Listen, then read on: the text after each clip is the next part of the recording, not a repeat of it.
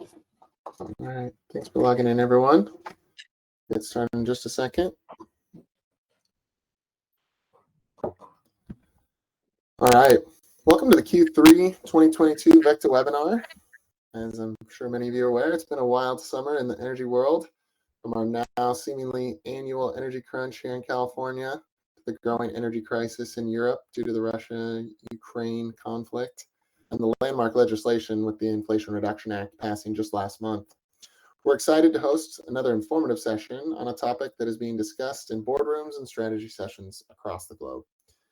ESG, or environmental, social, and corporate governance, is a framework that companies are adopting as part of their corporate social responsibility initiatives.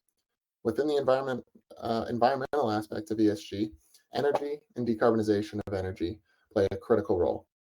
The beauty is, as with other aspects of ESG, these energy decisions often lead to more profitable outcomes given the rapidly changing energy landscape. With rising energy costs, decreasing grid reliability due to extreme weather events and supply-demand imbalances on the grid, decarbonization can also mean lower cost and higher reliability. Distributed energy systems for large commercial and industrial businesses are a key pathway to decarbonizing and meeting energy goals.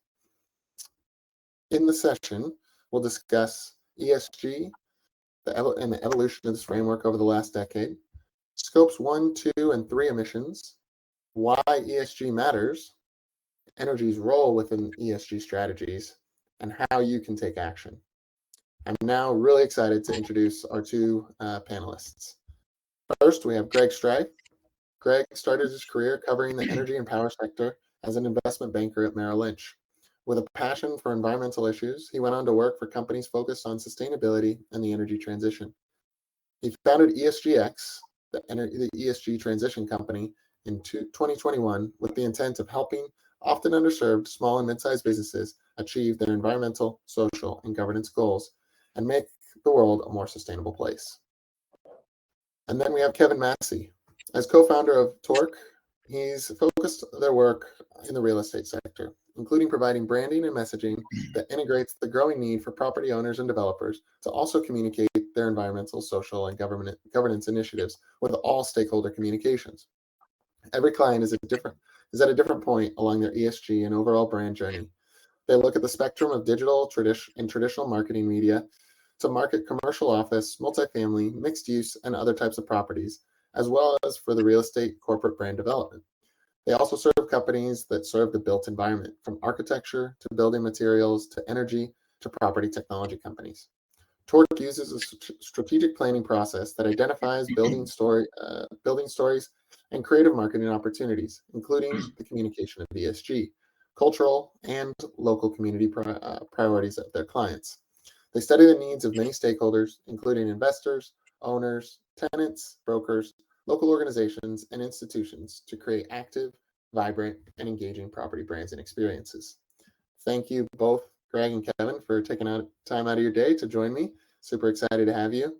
I'm Dan Roberts. I lead sales and marketing here at VECKTA, and looking forward to a tremendously informative session here today. Just a couple of administrative items. This session is being recorded, and the recording will be sent out to all registrants. And there is as well a Q&A function, which you should be able to find, I believe, in the bottom bar of your screen, where throughout the session, we encourage you to add your questions as they come to you, and we'll do our best to address them at the end. There'll also be a couple polls during the session, and we encourage everyone to participate. So with that, let's go ahead and get started.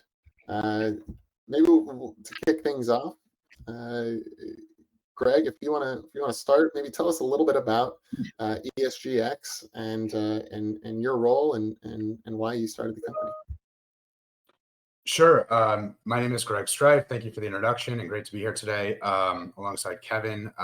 So ESGX, we just are rebranding, and we're now ESGX. We were the ESG transition company.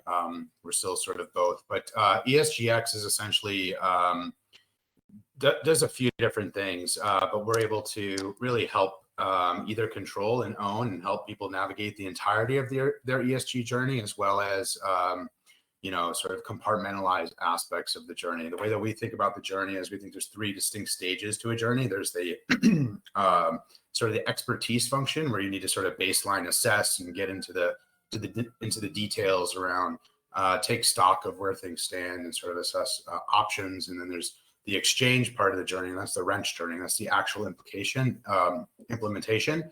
And then there's the expression portion, where how do you report on this, and how do you get credit to the market, and showcase your wins to the folks that matter.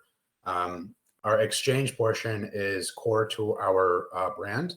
We have a network of over 100 ESG solution providers that touch on all of the core stock elements of the ESG sort of equation. And we spend a lot of time diligencing our providers and ensuring that who we bring into our network are indeed best in class as it relates to that particular stock element. And we do a great job of helping our clients really sort of navigate all the above, making connections, and really being a decoder ring for options. What's best for you given your unique set of attributes and corporate goals. Excellent. Kevin? Dan, thanks for having me. So yeah, in addition to the bio you read, and thanks for that backgrounder, we've been in business for 30 years. I'm a co-founder, and it's been an evolution for us, to say the least. 15 years ago, we started really zeroing in on real estate, the real estate sector, large commercial office buildings, mixed use, multifamily, industrial, and so forth. And as such, the marketing always took into consideration the tenants that those owners were looking for. So kind of speaking both languages. What's the story of the property, and why does it matter? Why should you care? And why is this going to be a great home for your company? So in early days, it was all about the sizzle of the property, traditional things like location and design features of the building. And as I'm sure most of us are aware, over time, it turned into an amenity war. How do you attract tenants and make your building stand out and create an experience? And the answer was invest in amenities. So those would be both cap expense improvements in the property, build outs of the suites, and then shared things like amenity floors and fitness centers. And then it moved into things like lifestyle amenities like food trucks and childcare and fitness and trainers even. So that was the course, and now it's really kind of an extension of that. That as we've kind of gone through COVID and the office market in particular has struggled, ESG emerges as a new priority across business sectors in many ways, and for real estate in particular, because the built space is such a big part of emissions and the environmental impact, and the need and the pressure there to make changes is so strong that the ESG story and how to translate that into tenant needs and companies and their employees and things like values has kind of come to the top of the priority. And it's new territory, so lots of learning, lots of experimenting, lots of anxiety over how to do it well. So that's kind of a quick update on the evolution. I know we'll talk more about where things going with ESG, but right now it's early stages and lots of new territory. Great. Thank you for that. Well, before we get too deep into the meat of this, maybe we can take a moment and just simply define ESG and maybe touch a little bit on how ESG has evolved over the last couple of years, how it's evolved out of corporate social responsibility. So either you want to take defining ESG? Let me jump in first, and I think Kevin will do. Part of me is like, hey, Kevin, you should go first, but let me jump in and let me just say a few things. So in my experience, I come from a principal investing background, and what I found, or sort of my experience with anything ESG related prior to starting this business, was that it was perceived as mundane and elusive and a thing that you do because you have to, right? And you're sort of just trying to identify, is there headline risk around whatever it is I'm about to do or my company, et cetera, et cetera. Okay, no headline risk, let's go, and it's really turned into a key sensitivity for end users, consumers, investors, regulatory bodies, sort of all the above, right? And it's shifting to, sort of a way that to create value as opposed to something to sort of mitigate risk. It's a value creation tool now.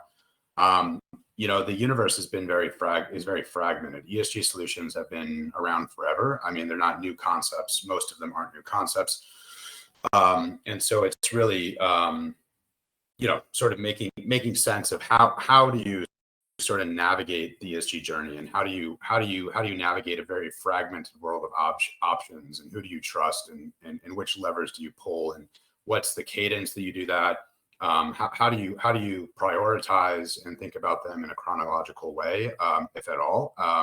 And that's I think that's what makes it particularly challenging. And then how do you report and how do you quantify a lot of those things? There's the E portion is probably the easiest to quantify. Obviously, lots of science-based targets. I think, but on the S&G side, there's not always an obvious financial case, and I think even on the E side, there's often not always an obvious financial case. And so it's really important for end users, companies that need solutions, to work with teams that can really help them navigate those options and make sense of what's who rise what options, and rise to the surface as bringing sort of the most immediate value to whatever their corporate goals are, ESG strategy, so on and so forth. And a lot of that is derived through sort of peer analysis, and identifying things that work.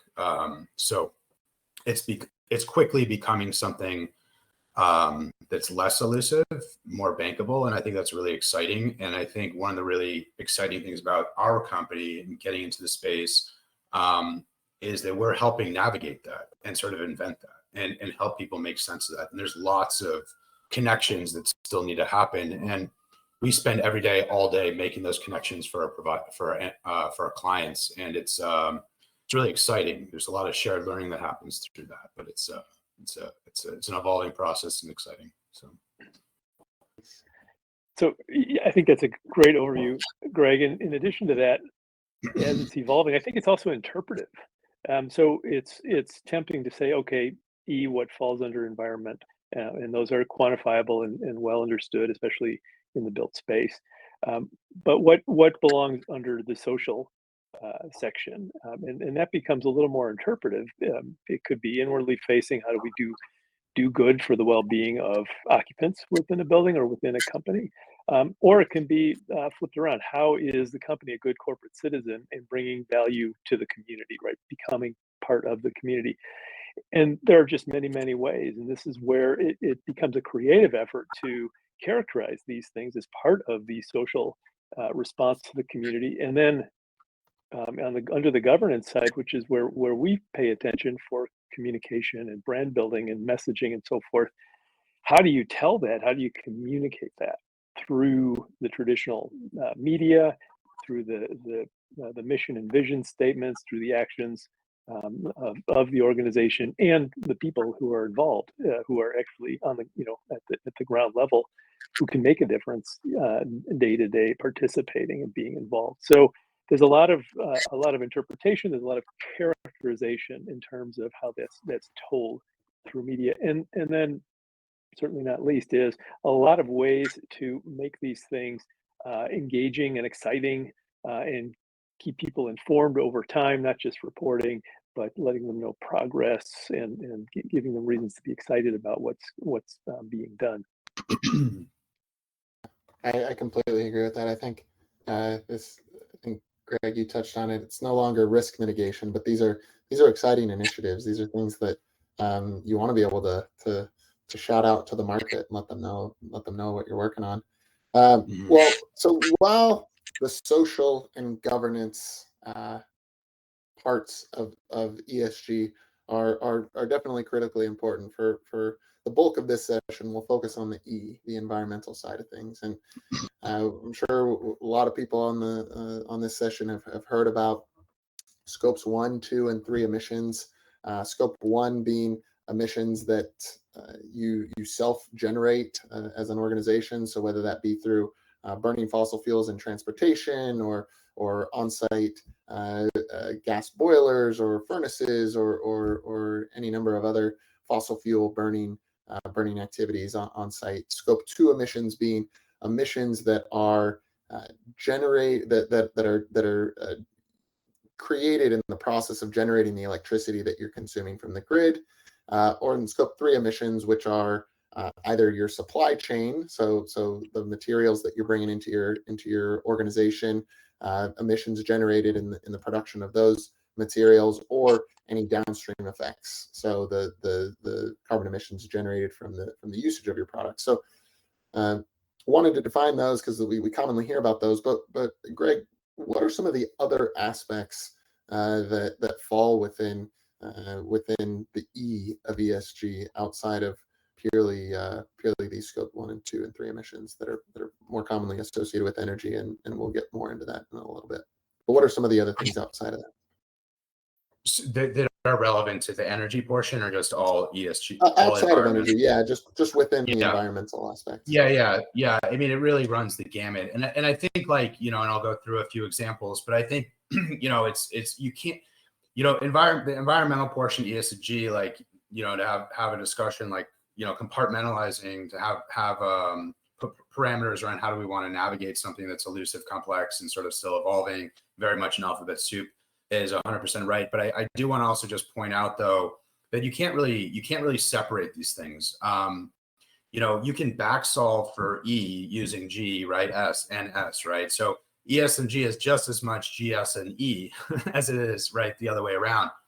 Because Scope 3 emissions, to your point, when you're thinking around who are my customers and what matters to the core of my business and how I generate revenue, or my investor base, or whatever, you need to look upstream and downstream to what people are looking at and requiring from folks in the supply chain.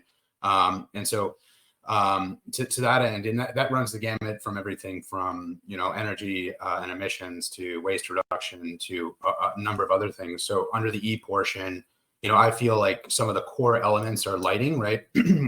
By the way, there's an inherent sort of implied social component to checking as many E boxes as you can as well, right? People like spaces and environments and buildings, and I know Kevin will probably talk about this more, but that have a sustainable vibe to them, right?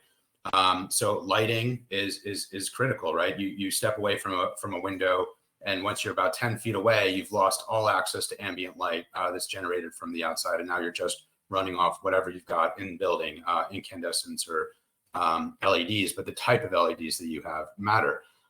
So better lighting really improves the tenant experience and the worker experience, as does, I don't know if it directly improves the experience, other than sort of just knowing that you're a part of something that is sustainable from a waste reduction standpoint, and how you manage your waste and the type of materials that you use either at your home or in your office. Those, that also matters. Air quality matters. So air purification strategies and ventilation matters in a big way. So it can run the gamut. Waste reduction, air quality, lighting, and other types of building sort of infrastructure that play into sort of those stock elements. I'm sure I'm forgetting some core elements, but it depends on how deep down the rabbit hole you guys want to go. But I feel like those are big ones, right? And if someone hasn't done those things yet, or addressed, the energy portion, the waste portion, and the lighting portion, and the air portion, and ventilation, then get started on those things today, and dual track everything else. Yeah, no, that's a good point. Do you have anything to add, Kevin? I do. Yeah, Greg, your point was well made, that these things are all interconnected. And so on a Scope 3 emissions level, the particulate matter coming out of dirty fuels, coal burning, leads to tremendous amounts of health issues broadly, societally, right? So it's not just the people who are working in the companies who are directly involved, but it's a broader thing. But there's one clear link related to Scope 3. Right. Yeah. Excellent. Well, so let's switch gears a little bit, and what is the driver behind these developing of these strategies? Why are companies doing it? Is it because the board members are inherently want to do the right thing, or are there outside influences that are driving this? Kevin, maybe you can kick us off there. Well, in our world, it's two major stakeholders. It's investors, and I believe that the acronym ESG originated from investment companies looking for a system to evaluate investment options. So first and foremost, property owners need to raise money, whether it's a fund or for syndicated property investment. And the second audience is tenants. They've got to lease up those properties, and increasingly there's signals coming from tenants saying we have ESG commitments, and a big part of that can be satisfied with how we partner with our landlords in the office space or the industrial space or any kind of space that we choose to do our business in, that is helping us move in that direction, is a huge asset. So being able to play to those two audiences and demonstrably show, here's how we're doing this. Nice. And in addition to that, are you seeing the forces of consumer pressure and maybe indirectly through consumer pressure, regulatory pressure being drivers of this? Yes. Oh, go ahead, Kevin. Yes, no, Greg, you speak to the regulatory. I think we've been involved together on some very specific ones. The consumer pressures are broader and less direct, but the regulatories are coming in. Yeah, I think regulatory and investor, I think, a lot of this is, if you, after spending most of my career in the power sector, you start to really, and with the proliferation of renewables, you really start to get a sense of how the system works. And I think it's right. I think first is there is an altruistic vibe to all this. And I think, that I think has probably been a long time coming. I think, and it's great that it's happening, where folks are prioritizing, things like work-life balance and the quality of air, and lots of things that don't necessarily have a financial case associated with them, but it's just a quality of life issue, and it's a more equitable society. And and I think and companies that are addressing ESG sort of headwinds, or however you want to sort of label it, proactively, actually they do get a higher multiple in the public markets typically, and so there is value being ascribed to those things, and there is a real financial case too, and on many of these things that's driven by regulatory.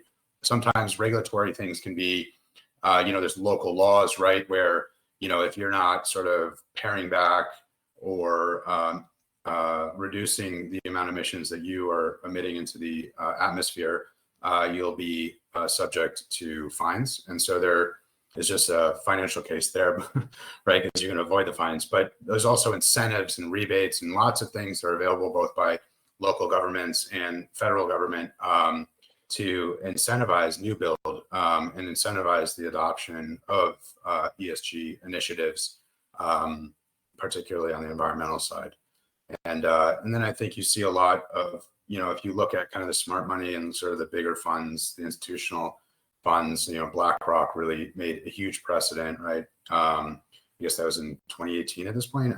Maybe it was 2019, but that really started to change the game, I think, in a big way optically than anyone had done yet, with Larry Fink's message to CFOs and CEOs and putting them on notice. And I think, from there, right, I think it's sort of like, there's a lot of RPS standards on behalf of states that are becoming increasingly more aggressive. We're starting to see states that historically just haven't had,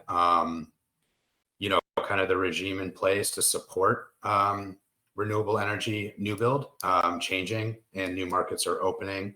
And that's really exciting, but and we'll continue to see a lot more of that happening for sure. So yeah, I think it's sort of regulatory bodies, right? And we have financial impact accounting, which is coming, SEC signaling that publicly traded companies to start are going, above a certain sort of size range, will have to actually disclose as part of their GAAP financials, actually, I don't know if it's GAAP, don't quote me on that, but they will have to disclose annually their impact on the environment in a number of categories. So Yeah. Yeah. Well, let's take a quick pause. I'm gonna actually launch a poll for the audience. So, does your company currently have an ESG strategy? So there's I've added a couple different options here. Yes, we're well down the path of deploying our ESG strategy. Yes, we've developed the strategy and are beginning the implementation. We're in the process of developing. Or no, we know we need to create one, but we haven't yet. Or no, we don't think it's necessary. I'll give another minute or two before we close the polling. Excellent. Appreciate but it. as that's happening, it's ESG in general, right? It's an everybody wins strategy. There's worker retention benefits. There's attraction of tenants benefits.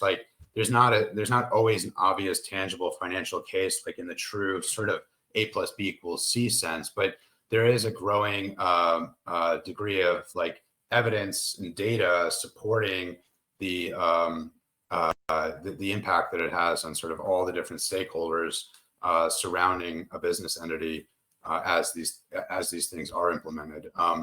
And that's important. But I'm sure most folks on the call probably know this already, probably stating the obvious, but we're front and center and talking to these guys every day on the provider side and the end user side, and we're seeing more and more of this happening, and it's really exciting. So yeah, sorry. Interesting. No.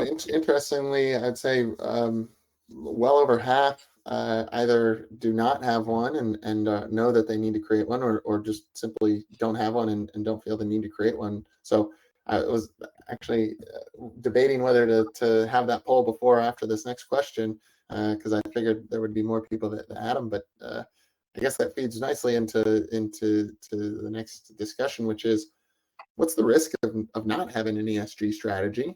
Or worse yet, what's the risk of having one and making commitments but not following through on those commitments? So Kevin, maybe you can talk to us a little bit about the risk of not having one. Well, at this point in the real estate industry, there's a lot of optionality. And I suspect 50%, just responding to your poll right now, saying no, we don't have one, or we don't even think we need one, is very much the case, and maybe it's even a larger percentage of especially at the smaller end. The large, sophisticated owners and developers are certainly doing that, and they're making statements, and their commitments are very visible. But the base of the pyramid is the smaller owners, and so there's a discussion about timing, which is if you embrace these principles and start to develop a plan and start to implement the plan, that you'll be ahead of the curve. So real estate is a competitive industry, especially when it comes to leasing. How do you create a unique property? And this is, again, as I said at the beginning, an opportunity to do that if it aligns, if you can see the way forward. And not all companies do yet. Many still see this as a necessary cost of business, and that's not very attractive. It's not in the opportunity approach. So that's a lot of what we see now. It's early stage. It seems optional. The upside is get ahead of the curve. The downside of not doing it would be, there's a term we've heard recently, to end up with stranded properties, which you can't sell and can't raise money, or because they're so far behind that the improvements would be financially impossible. They don't pencil out, as the industry calls it, and that's a serious risk. Your asset then falls below the line, and it becomes stranded. You can't sell it. So that'd be a risk of not doing it if indeed things go the way we think they're going. That's the first part of the answer. The second part you said was, what's the risk of having a plan but not implementing it? And of course, that looks a little bit like greenwashing, but also it could look like, and a lot of companies have good intentions to do their plans, but there's just so much as they get in there. The complexity is so great, and they realize that these are new disciplines, and there's nobody here to do this. It's all kind of being put on the desk of people who already have full-time jobs. So tough to do. I don't think they're being penalized yet, but at some point, all talk is going to be frowned upon in the marketplace for certain. And we talk a lot about authenticity and transparency, which are great buzzwords in communications, but I think they're going to start having some teeth if that's not the case. Yeah, absolutely. So Well, I think, yeah, go ahead, Greg. sorry, go ahead. Yeah. Yeah, no, I No. think, yeah, go. First of all, first movers get the best economics. They get, folks that are first to market are going to get rewarded in a bigger way than, stage 2, 3, 4, 5. Not just how the incentives are typically wired, but also just in perception. I think that the other thing is there are real vendor requirements that are being adopted by many of the large, currently it's like the large cap companies, but that's going to continue to be a thing in order to do business, B2B business, that you will have to subscribe to, their set of what's required and their own goals and play your part. And so you may lose business. There's also local laws, right, that can catch you kind of caught flat-footed, where there's penalties associated with that. So there's, working with someone that can help you understand and dissect that risk is really critical. So there's a compliance component to it as well. I think the other thing that's interesting is like investment restrictions. Like, I come from the world of kind of private equity and worked for a large institutional investor as well. And we integrated when I was there, or at least took the steps to integrate before I had left.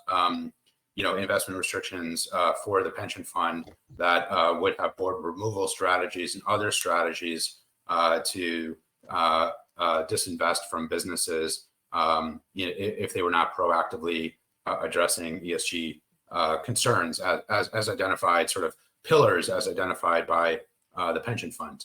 And I think on the other end of that, to Kevin's point, when you go to sell a property, right, you may not be as compliant to how these investment restrictions are starting to be sort of wired. So if it's a REIT, a publicly traded REIT, that has a large shareholder that has really aggressive investment restrictions within there related to ESG, that will matter because you'll be less interesting from an acquisition standpoint.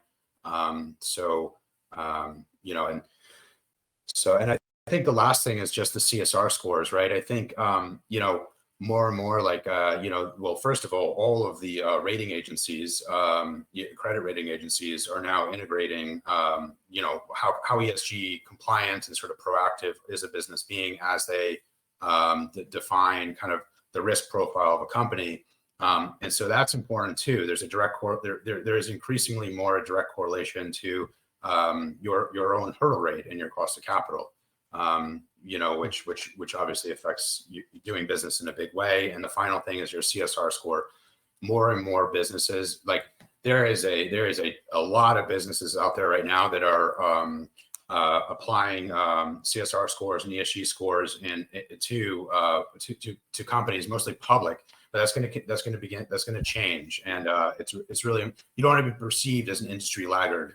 You want to be perceived as a leader, and often you can get there by very low cost and even non-invasive ways. And I include solar in that, and I include on-site energy. Right? There's lots of ways that you can get things done, and it's there's a broader story here where everybody wins. And so sorry, I'll stop there. No, otherwise I'm going to start pitching my company. No, that's great. You triggered something that I just recently was traveling in Germany and met with a company that was helping the private equity market, like private equity investors, navigate identifying companies that have call it sustainable and green attributes. And in fact, some of these funds are branding themselves as either light green, like somewhat like they have to meet some goals of sustainability, or dark green, where they meet way more goals of the sustainability. So this is something that's happening within the EU right now, and I'd imagine that some of this is going to make its way over here to the States as well. especially as you talk about, it's happening in the public sector, public markets, but moving down into the private markets as well. So that will be something that's coming. So well, let's now focus on energy specifically. So we often see green energy and carbon reduction being talked about within ESG. So why is that, and what's the risk of not including energy within your overall strategy? Yeah, I think that including energy in your overall strategy is like I don't know if I would say there's a risk. There is a risk depending on where you sit in the supply chain, vendor requirements, investment, everything I just mentioned. Those are the risks. But I think it's more like, why wouldn't you, right? It's sort of like you can make money doing this, and you can remove carbon or emissions, and you can from the atmosphere. And so it's, again, it's not necessarily a risk. I think yes, it is a risk, but it's also a lost opportunity. I think even more importantly, there's a lot of like stigma still sort of associated with renewable energy and with ESG for sure. And I think the risk of not getting smart on, kind of the backstory on ESG and sort of why it matters to integrate into your sales cycle and your own business operations. There's a risk of being left behind, I think, in a big way, not being as relevant to a variety of stakeholders. I think that's right. Yeah, Kevin, what are you seeing with your clients on specifically within energy? Well, disappointingly, not much, and maybe more on the conservation side than anything, with converting to LED lighting and energy reduction, things like that. But when you look at the fact that 40% of carbon emissions come from the built space, from building, there's a huge onus there, and we're not sure what's going to create more action, but it seems overdue, and we're not quite clear what the path is. And I'll give you one example of why it might be challenging. High-rise office towers are challenging to convert. So it's the low fruit in the industry is industrial space, where you have big roofs and maybe adjacent to open spaces, conducive to solar and things like that. So not an easy nut to crack, but it's again early stages. Yeah, I think to that point too, though, attracting tenants in your world, Kevin, is important to building owners. And I think the risk of building a business without having the foresight of if you're attracting a certain type of tenant, it's a long-term anchor tenant or otherwise, you've got to have your leasing team really understand what's going to attract those folks into your building. We've heard it like stories of large end users sort of choosing one building over another for all of them are carbon neutral, all of this and that, but then this one had a mothering suite and a few other bells and whistles that really played into some of the social and governance side, and that was a deciding factor. And I think that's going to continue to be a concept and a force to be reckoned with. There's lots of examples of entire offices going and checking out new spaces prior to the and getting buy-in from the collective. Does everyone like this? Does this, and I think that's what's really an interesting phenomenon.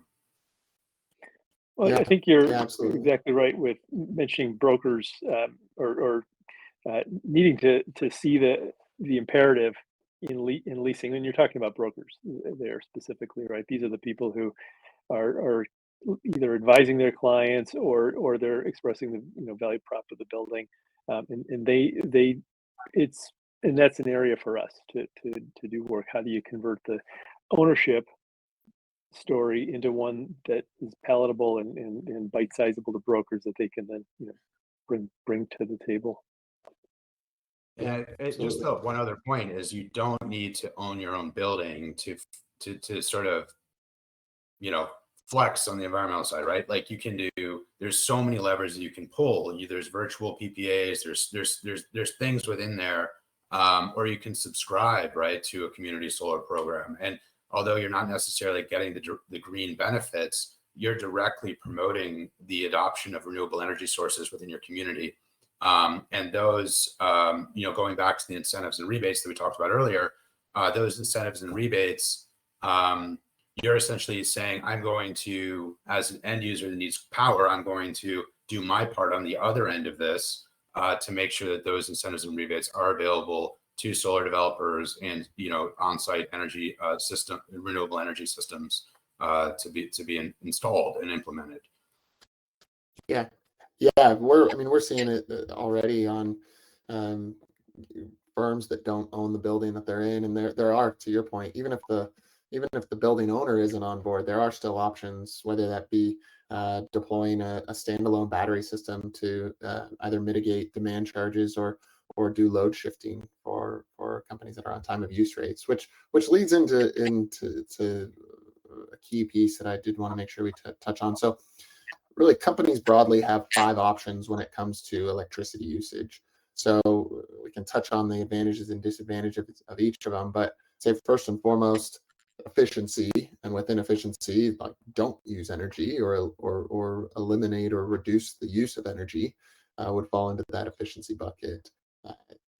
Consuming from the grid as a second bucket, offsite PPAs or virtual PPAs, purchasing of renewable energy credits or carbon credits, carbon offsets, or developing on-site power. So, Greg, you've touched a couple times on efficiency. What are you seeing on that front as far as reducing demand and maybe tying into those companies are likely still consuming from the grid? So efficiency and grid consumption as advantages and disadvantages of those two.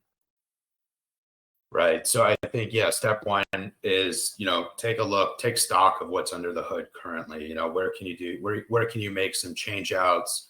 Where can you sort of add new components that enhance what's already there in a way that plays into whatever your CSR goals or your customers are looking for? That is absolutely the case. And, there's, anyone that sort of tracks this thing, there's a great number of energy efficiency, like prop tech companies that exist. And it, each day, it almost feels like every week I'm learning of a new one. And I think that's very telling where the need is. And each of these prop tech businesses will specialize in a certain type of end user within a certain market. And I think knowing how to decipher and navigate that's important.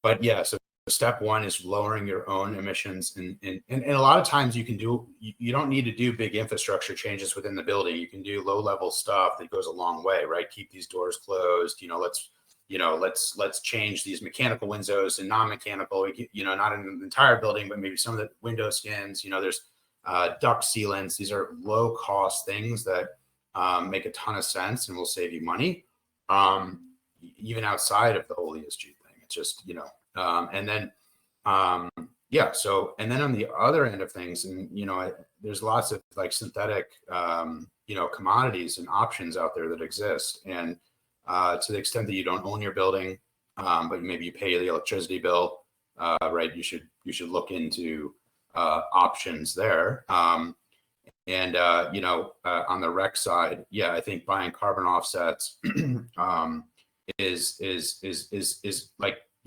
just depends, right? It can be, I don't know if it's always necessarily ever a lucrative thing to do. I think it's sort of oftentimes a cost of doing business kind of thing. But that being said, the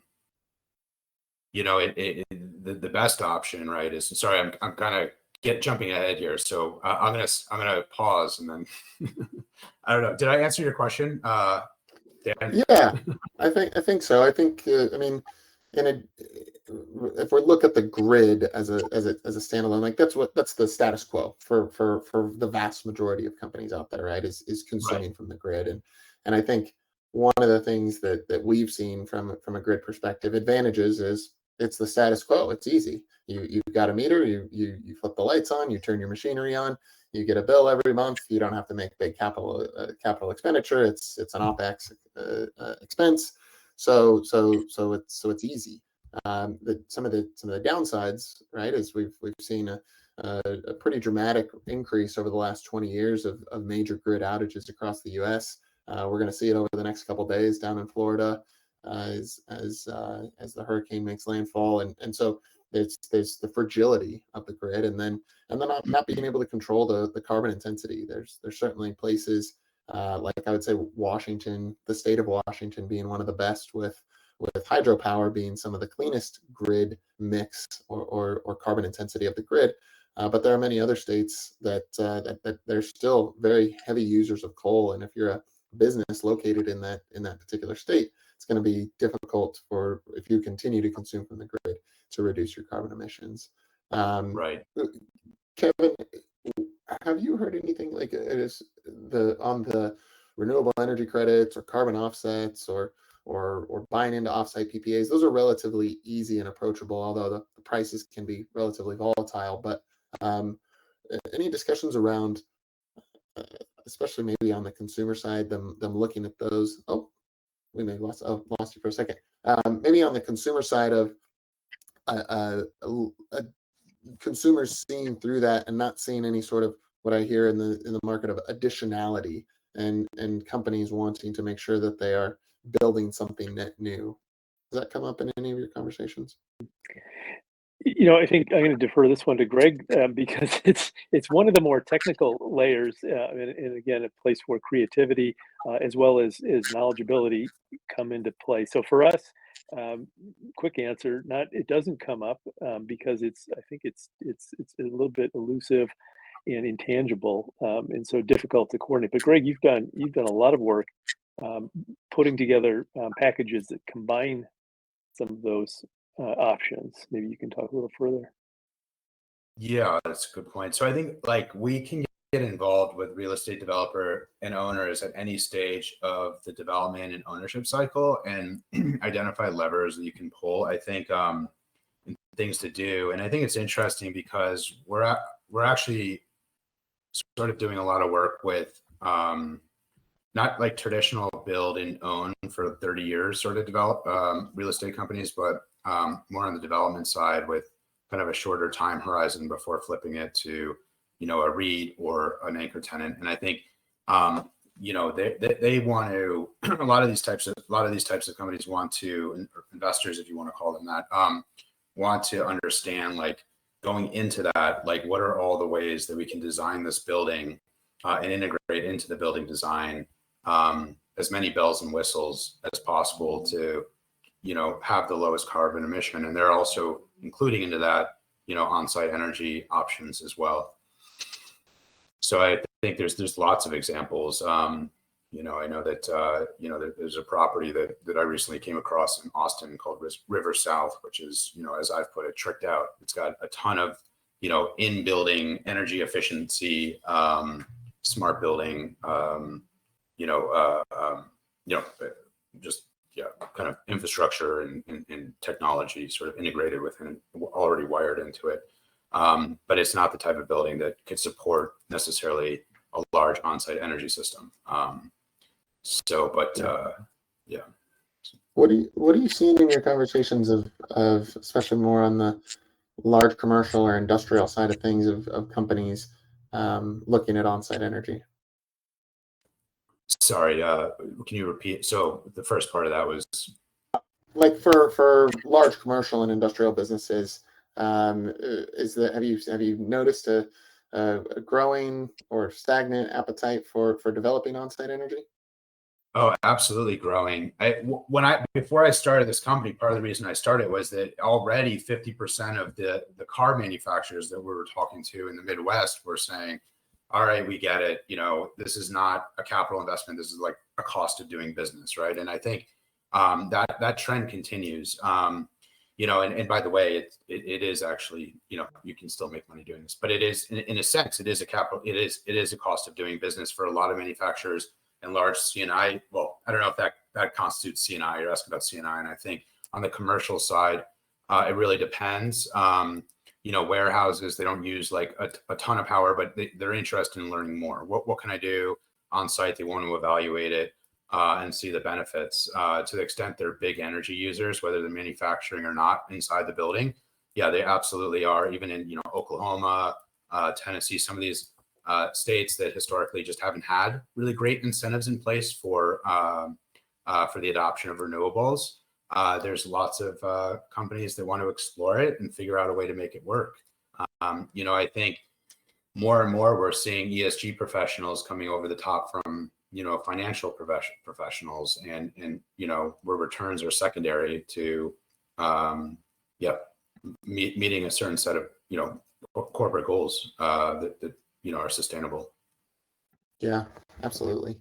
So let's shift in the last few minutes here of our time together and talk about taking action.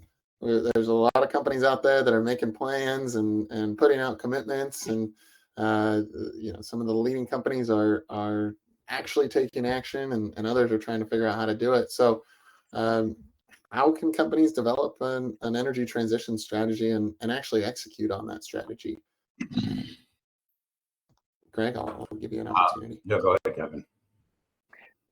Well, I'm going to do the same thing again. We talked about prop tech a little bit ago, and that's a great example of not only a technology that links different aspects, environmental measures with feedback, and also involves participation or stimulates participation from end users, tenants within employees within buildings.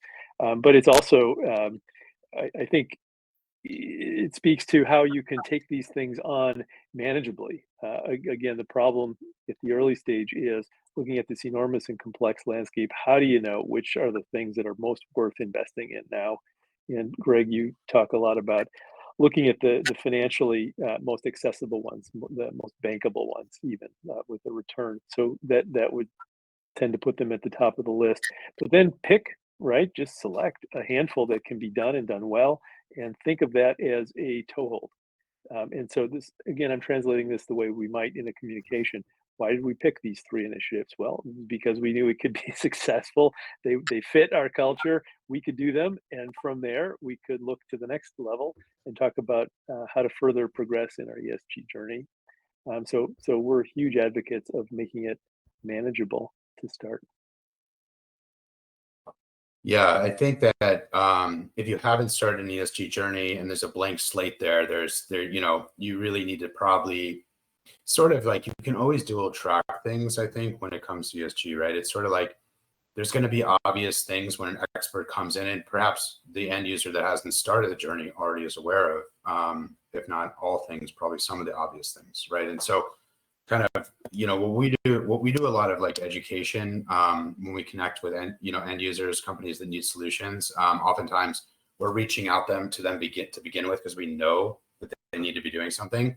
And so it's our job to sort of like really try to connect the dots and help them understand sort of all the nooks and crannies of where they should be looking and thinking. And but I think it starts with kind of you have to take an expert approach to like doing sort of what we call a baseline assessment that ideally runs across the gamut, ES and G.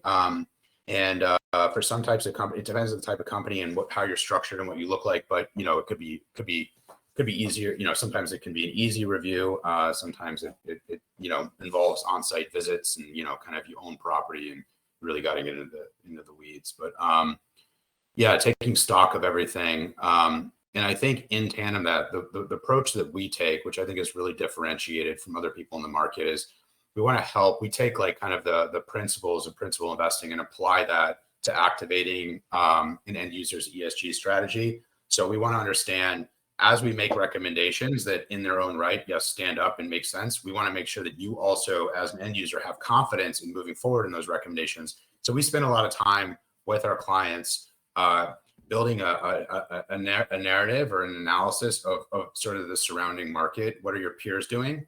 And trying to attribute a cause and effect to specific bankable initiatives that fall under E, S, or G, or all the above, so that they themselves can kind of see, oh, folks are actually benefiting from this. ESG scores are actually changing relative to specific things actually getting done and not just being announced. And so, and it also is a great way to triangulate toward best practices. So from a peer analysis standpoint, the other way that we do this is that we look into, customer requirements. What are they requiring that you need to get ahead of? And then, and regulatory, I suppose, as well. And then the third and more important is, maybe the most important, maybe the least important, depending on how you look, maybe of equal importance, is our investor concerns. If you have your own private investors or public investors, looking into what are the investment restrictions currently for those folks, but even more interestingly is like, what are your prospective investors? Who do you want to attract to invest into your company, and what are they thinking about, and what are they cared about? And so we'll put all that together to create a narrative. From there, it's about really executing on that, and making sure that you're using the right tool for the job, right? There's a couple different reporting agencies out there, sustainability data management sort of services that exist, and not all of them are great for a property owner because they don't track the energy side of things as well as maybe another one does, and that sort of applies to lots of different provider solutions that are out there.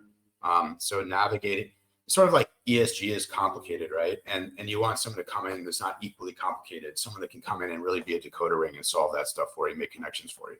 Third part, I know that I'm running over here, but third part is, how do you tell us, what does this look and feel after you've implemented it?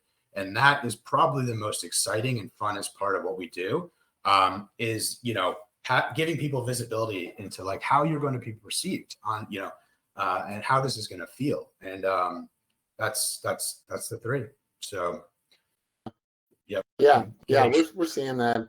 We're seeing that as well, as far as helping. Oftentimes we're working with companies that have made some level of commitment, and now they're actually needing to put that into practice, and looking for ways to, especially in the energy space, as these projects take time to actually develop these systems, being able to communicate the progress that they're making, what their plan is, what sites they're going to develop among the broader portfolio, and what impact those sites are going to have, and communicating that up, so to executives and boards, communicating that down to employees to attract more talent to the company, and communicating it out to either customers, if they're more customer facing, or to your point, investors, or out to the companies that they supply to, so because they are part of their scope 3 emissions. So, well, as a closing thought, Kevin, what are you seeing from some best practices around communicating out what people are doing as it relates to ESG? Well, I think to the point that you were just making, how do you show progress if something is early stage, or it's coming online but it's not performing yet? And so we're used to communicating about things that don't exist yet, right? Buildings that have been proposed and planned, and maybe they're in early stages of construction. It's our job to tell the story about what that will be. So we talk about a future state, but we also talk about, and we use media and a variety of ways to communicate progress, right? And that's exciting. People want to see things are coming along, even though they're not here now. Where are we on that progress curve? So I think a lot of us are, in the early and even middle stages. How do we show progress towards this? Very few of us are carbon neutral, net zero right now. So how are we going? Absolutely. Great way to close this out. Well, I'm incredibly thankful for both of you for spending time with us. Thank you to the audience for taking an hour out of your busy lives to spend some time with us as well. And looking forward to the evolving ESG world, and how we can collectively impact that and make a more sustainable and profitable future for all of us. Thanks. It's been a pleasure. Thanks for having us. It's been a pleasure. You both. Thank you. Take care. Bye, guys.